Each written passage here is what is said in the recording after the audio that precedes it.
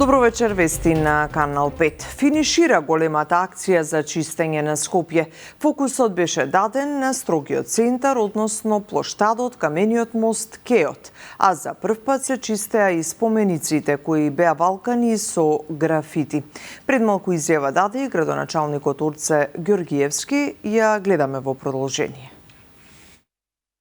Успешно ја завршивме оваа активност која што се обврзавме пред граѓаните да ја реализираме во првите 72 часа, иако состојбата на почетокот беше практично и нереална за да ја изведеме и да ја сработиме како задача што самите си ја поставивме пред јавноста, бидејќи беа десеткувани и структурите во јавните предпријатија од аспект на организација и мобилност, но и машинеријата, механизацијата со која што располага.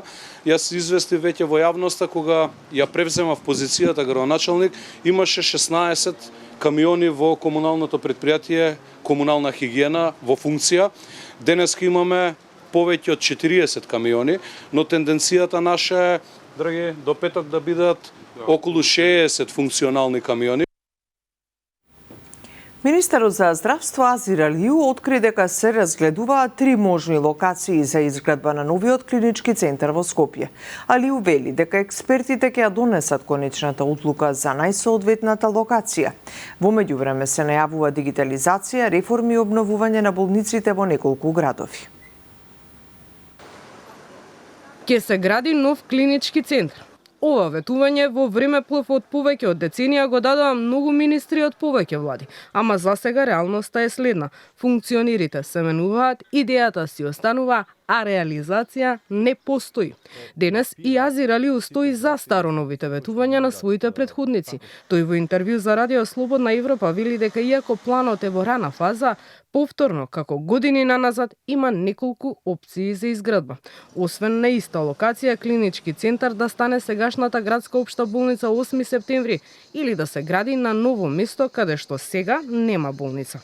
Во моментот се размислува помеѓу постоечкиот клинички центар, значи инфраструктурно и други можности, една од нив е градење на потполно нов клинички центар во нова географска положба.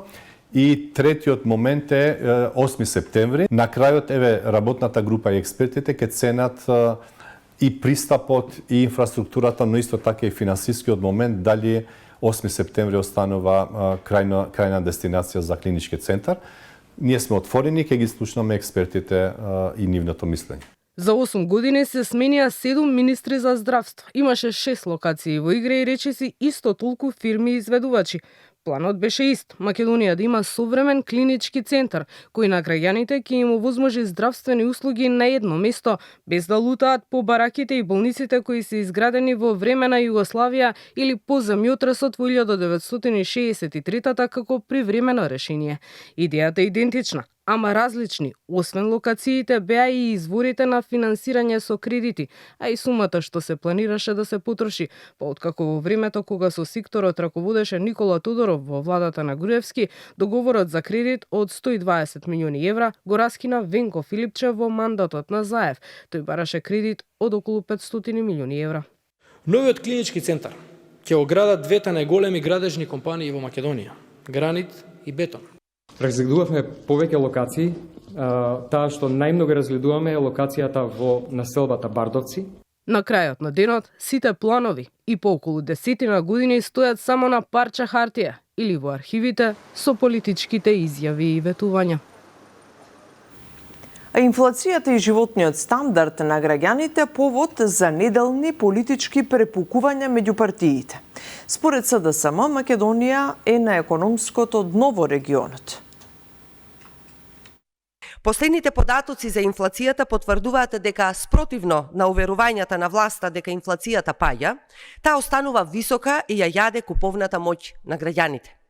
Годишната инфлација во октомври достигна 4,5%, најголемо зголемување од 7% е регистрирано кај трошоците за храна и безалкохолни пијалоци, основните производи без кои не може да живее ниту едно семејство. Платите и пензиите не го следат растот на трошоците за живот. Ова е клучен показател дека секој ден животот станува се поскап за македонските граѓани. Тие се принудени постојано да кратат, да пресметуваат, да избираат што нема да купат, затоа што приходите не им стигаат. Ова, почитувани, е реалноста. Ова се вистинските проблеми на граѓаните. Трагично е што власта не ни помислува за покачување на платите. Структурните реформи со кои Филипче и СДСМ сугерира нивен нов почеток, на повидок никаде ги нема. И покрај фактот што Филипче ја доведе СДС до степен на трета партија во државата и петта на ниво на град Скопје, изјавија од ВМРО ДПМН. Структурните реформи со кои Филипче и СДС сугерираа нивен нов почеток, на повидок никаде ги нема.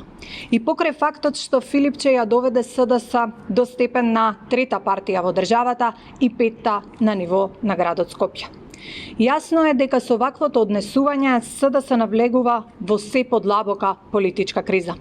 Безидејноста и дезориентираноста кај СДС е очигледна и дополнително ги подкопува нејзините веќе разнишани темели.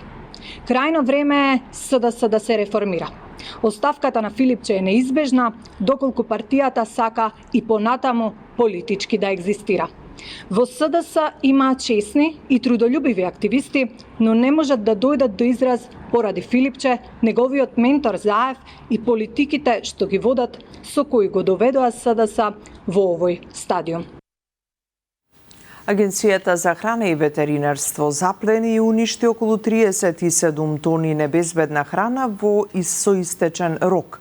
При вонредните контроли беа откриени нерегистрирани оператори и други прекршувања во месарници, ресторани и маркети. За прекршителите се изречени казни, забрани за работа и наредби за отстранување на недостатоците. Инспекцијските служби на Агенцијата за храна и ветеринарство неделава при спроведена вонредна контрола кај оператор со храна запленија и нештетно унистија приближно 37 тони на храна, од кои јаткасти плодови, зрнести и мешункасти производи и разни зачини, без декларации и на кои рокот на употреба им бил истечен од 1 до 2 години.